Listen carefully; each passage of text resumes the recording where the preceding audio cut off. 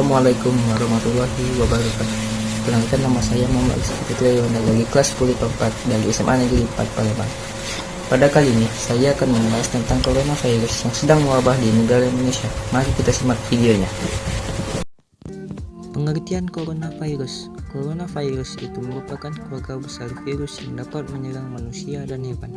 Nah, pada manusia biasanya menyebabkan penyakit infeksi saluran pernapasan, mulai dari flu biasa hingga penyakit serius.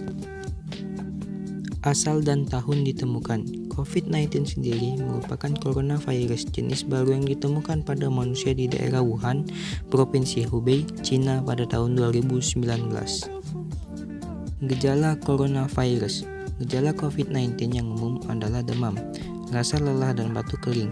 Ada juga yang mengalami rasa nyeri dan sakit, hidung tersumbat, pilek, sakit tenggorokan atau diare. Ada juga yang tidak merasakan apa-apa seperti orang sehat. Cara pencegahan agar tidak terkena virus corona sebagai berikut. 1. Tetap di rumah, bekerja, belajar dan beribadah di rumah.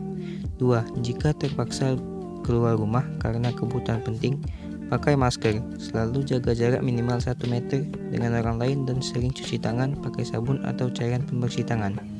3. Jangan kontak langsung dengan orang bergejala COVID-19. 4. Hindari kerumunan. 5. Jangan sentuh mata, hidung, dan mulut. 6. Selalu cuci tangan pakai sabun dan air mengalir sebelum makan dan menyiapkan makanan dan lainnya. 7. Ketika batuk atau bersin, tutup mulut dan hidung dengan siku terlipat atau tisu. 8. Jika petugas kesehatan menyatakan kamu harus isolasi diri, maka patuhi agar lekas sembuh dan tidak menular kepada orang lain. Penularan virus corona dapat terjadi karena penyebaran virus corona melalui udara dan penyebaran virus corona melalui permukaan yang terkontaminasi oleh virus corona. Kelompok orang yang rentan terpapar coronavirus. 1. Orang lanjut usia atau lansia.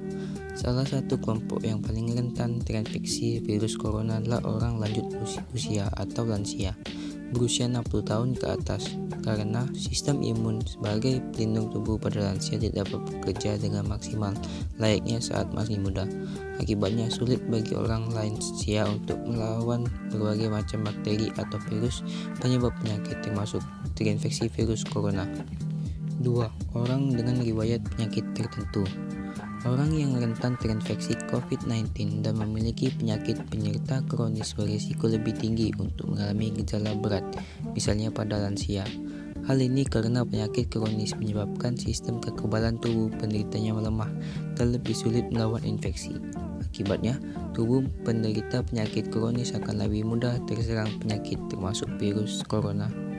3. Tenaga medis di rumah sakit. Kelompok orang yang rentan terinfeksi virus corona berikutnya adalah tenaga medis di rumah sakit, termasuk dokter dan perawat, karena mereka harus langsung berkomunikasi dengan pasien coronavirus.